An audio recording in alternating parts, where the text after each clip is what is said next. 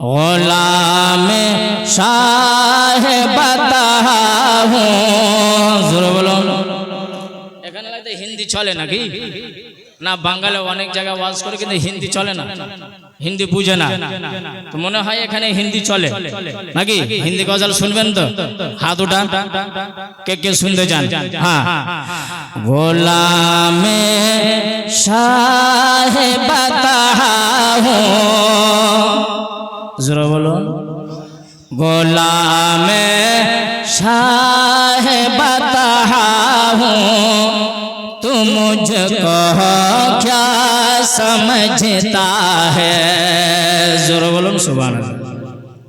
गुलाम शाह बता हूँ, तू मुझे क्या समझता है? गुलाम शाह बता हूँ, तू मुझको क्या समझता है?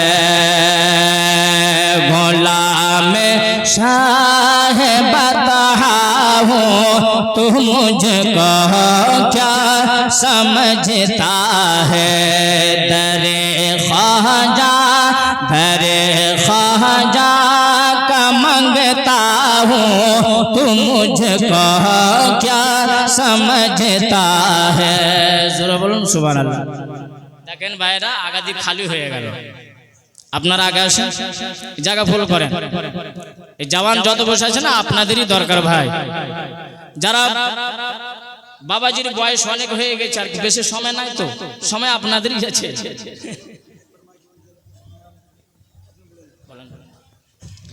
আসসালামু আলাইকুম।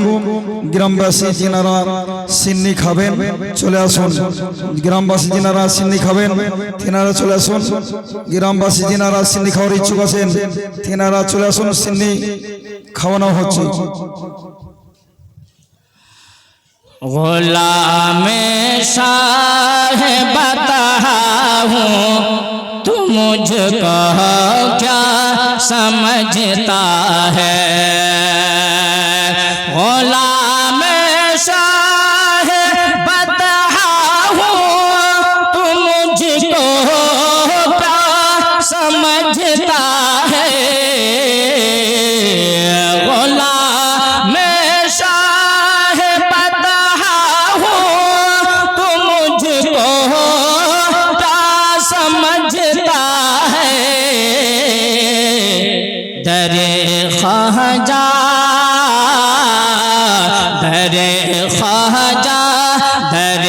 ख्वाजा का मंगता हूँ, तू मुझको क्या समझता है?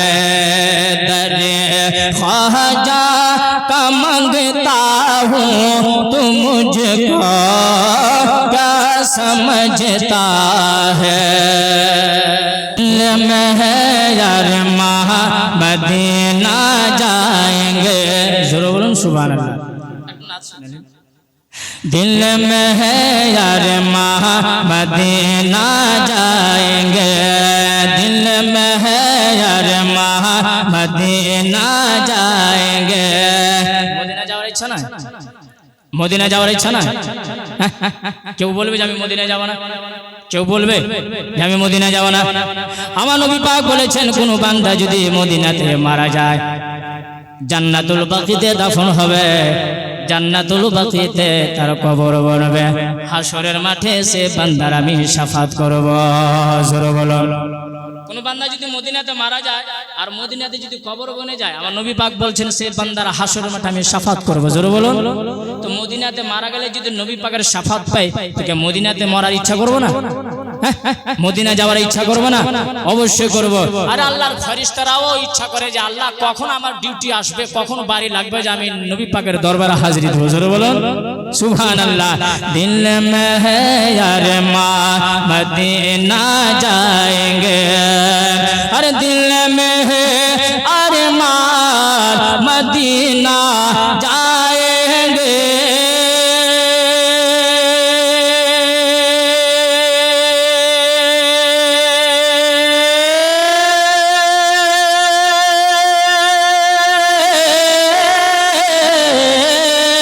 दिल में है अरमान, दिल में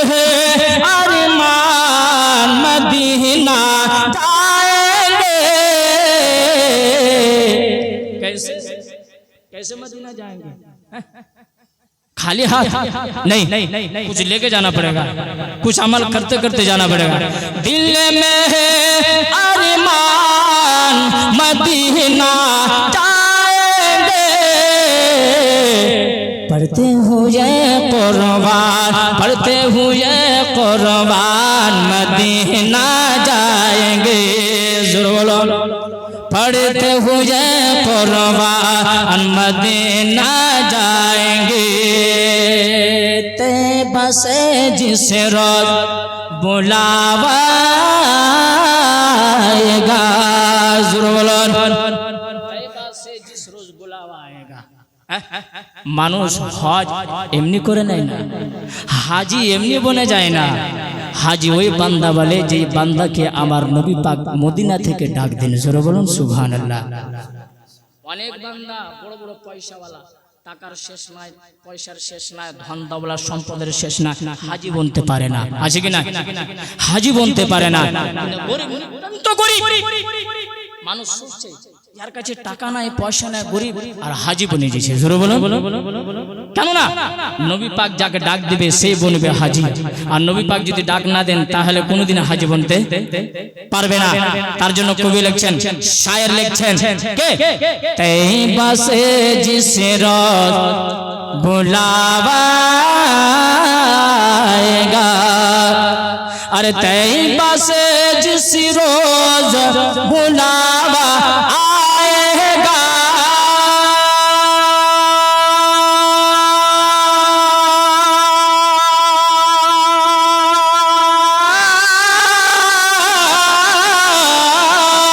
तैबा से जिस रोज बुलावा आएगा,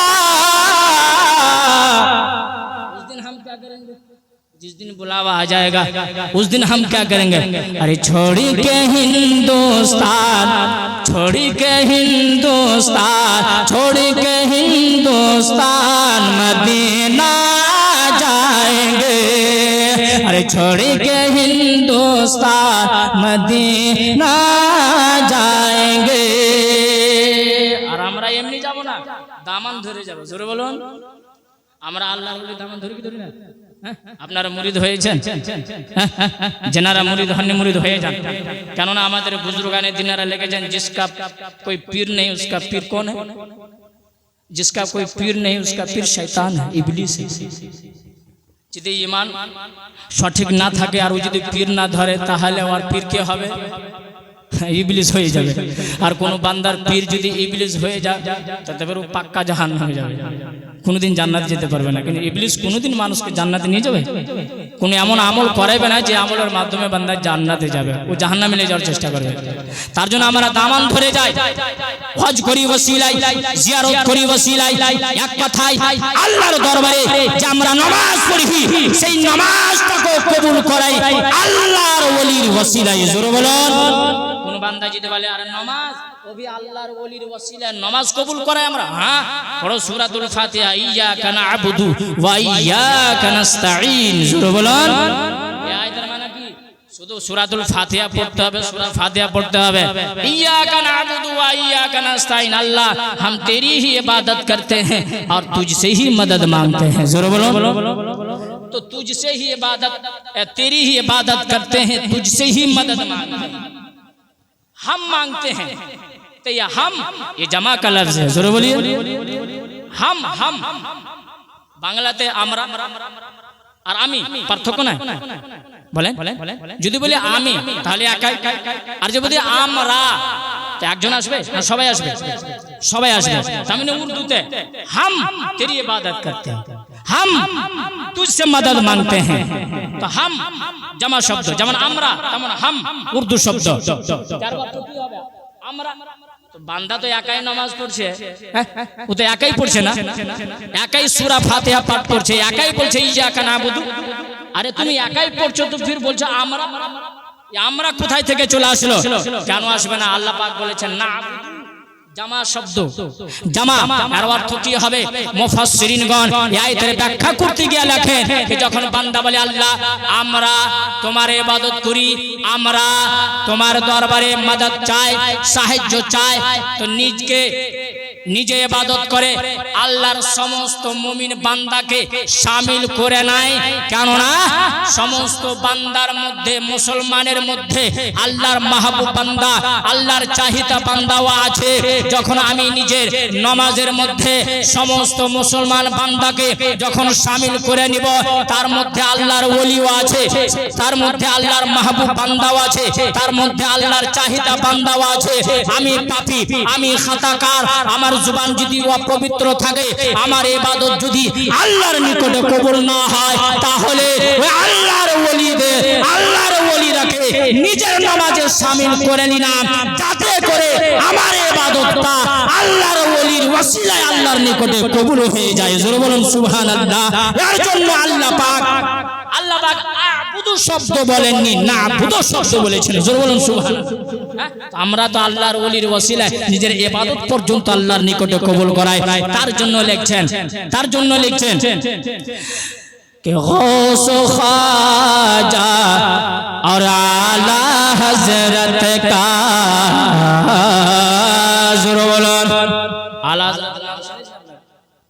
आला हजरत गौस ख्वाजा और आला हजरत का, और गौस ख्वाजा और आला हजरत का, और गौस ख्वाजा और आला हजरत का, पकड़े हुए दामन, पकड़े हुए दामन मदीना जाएंगे, पकड़े हुए दामन मदीना जाएंगे।